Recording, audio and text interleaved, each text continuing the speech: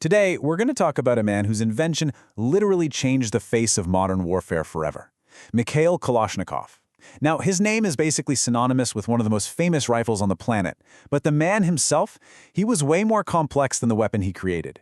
And to really get a sense of his impact, we have to start with a number that is just, well, it's staggering.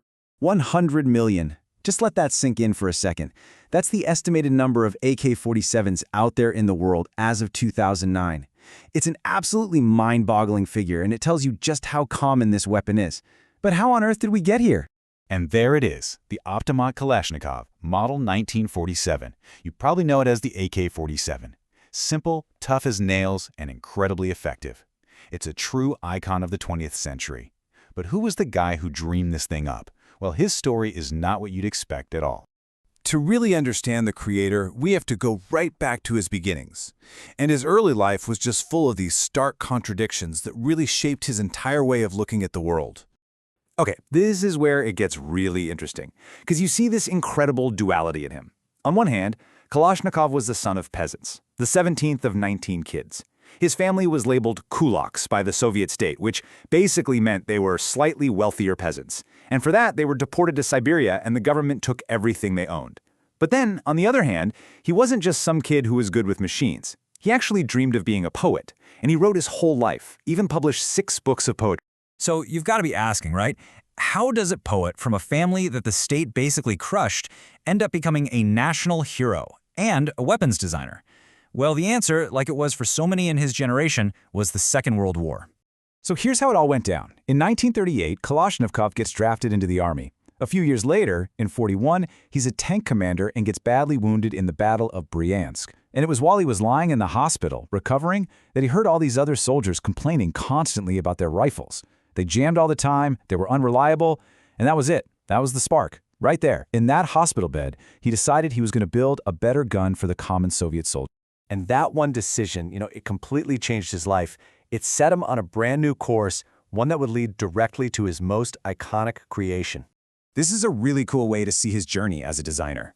Over on the left, that's one of his first prototypes for a submachine gun. Now, it wasn't accepted, but it got him noticed. So after years of tinkering, of competing against guys with way more experience, he came up with the weapon you see on the right. In 1947, he finally perfected the design, and just 2 years later, the AK-47 became the standard-issue rifle for the entire Soviet army. So what was the big deal? What made it so revolutionary? It really all came down to a few core ideas. It was incredibly simple, which meant it was easy to make and even easier to take care of. It was famous for being rugged. You could drag it through mud, sand, even ice, and it would still fire. This simple, super reliable design was so good that he eventually spun it off into a whole family of weapons, like the newer AKM rifle and the RPK and PK machine guns. But here's the thing, as the weapon started showing up all over the world, way beyond the borders of the Soviet Union, its creator's legacy became, well, it became a lot more complicated. It was defined by this deep conflict between what he intended and what his rifle was actually used for. For his part, Kalashnikov always stuck to this one story. He was proud of how reliable his invention was, but he always insisted that he created it to protect his home country. It was a weapon of defense, a tool for soldiers who were just trying to safeguard their nation. But the rest of the world, well, it had other ideas. I mean, look at this chart. It's just wild. The official Russian company Izmash only made about 10% of all the AK-47s in the world. A whopping 90% are knockoffs, unlicensed copies. And this explosion of counterfeit weapons, which ended up in the hands of everyone from national armies to terrorists and even child soldiers, was something that caused Kalashnikov a huge amount of sadness. And this is a really key thing to remember about him. He never got rich from this. Unlike designers in the West, he didn't own the patent. His reward was a state honor, not a bank account. He always said his motivation was serving his country. And he lived a pretty modest life, which is a huge contrast to the multi-billion-dollar global industry his design created. And this internal conflict, right, between being a patriot and creating this tool that enabled so much bloodshed all over the world, it haunted him right up until the very end of his life. So imagine this. He's 94 years old, he knows his time is short, and feeling the full weight of his life's work, he does something pretty incredible.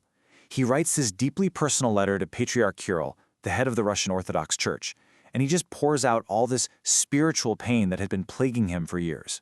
And this is the question that just tormented him. He was a religious man, and he couldn't get away from the moral weight of his creation. Was I to blame? I mean, the raw honesty of that question, coming from the man behind the world's most widespread assault rifle, it's just incredibly powerful. So what did the church say back to him? Well, the response he got was one of comfort, and it was a patriotic answer.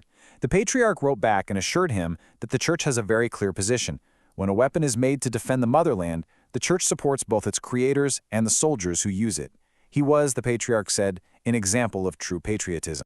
But, just because the patriarch gave him an answer, that doesn't really settle the question for the rest of us, does it? So who was he? A simple patriot who just designed a tool to defend his country? Or is he, in the end, responsible for the chaos his invention helped unleash?